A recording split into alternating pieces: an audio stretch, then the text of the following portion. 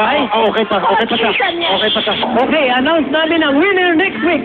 Ay, pwede, ngayon. Ngayon natin ibigay. Ikaw, kailangan mo na i-announce, Kuya Dick. Sino ba ang magaling? Si Giselle, si Ethel, o si Renzi? Ha? Kapit kamay sila. Nasa akin na 10,000 piso. Ang tatanggap ito ay walang iba kundi si Giselle! Congratulations, Giselle, nanalo ka ng 10,000 pesos. Sa ating boxing along. Silas, Ang husay naman kasi, talaga naman. Palakpakan natin! Palakpakan natin mga kapuso! Ayan, si Giselle, napakahusay, kumanta. wala naman talo dito no? Walang talo. May 5,000 each na sila kanina. Plus 10,000 pesos sa At saka winner. Kuya Dick, yung ating mga mentor, binigyan din natin ng mga goodies. Ayan. Oo, diba? Walang talo, walang uwing luhaan. Oo, eto naman, Paolo, Hart at Solen. Ano pa ang mga nasa listahan ng mga bili ni Ninong? Sige, sino ka?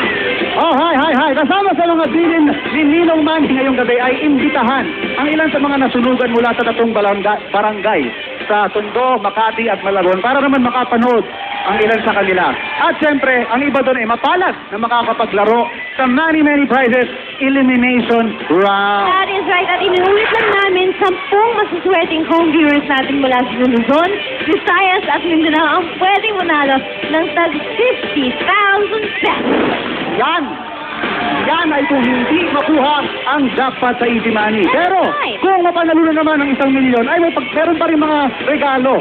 Si Ninong Manny, 10,000 to. Kaya win-win situation to. Aha. At para manalo ngayon gabi, mag-text lang. Text MMP space Pacman / name and address at isend sa 367 or 2344. Kaya mag-text na, bilisan nyo na dahil susunod na ang Easy Money Elimination Round. Nako, special ang gabing to dahil bispiras ng araw ni Ninong Manny. Kaya tutok lang dito sa Manny Prizes!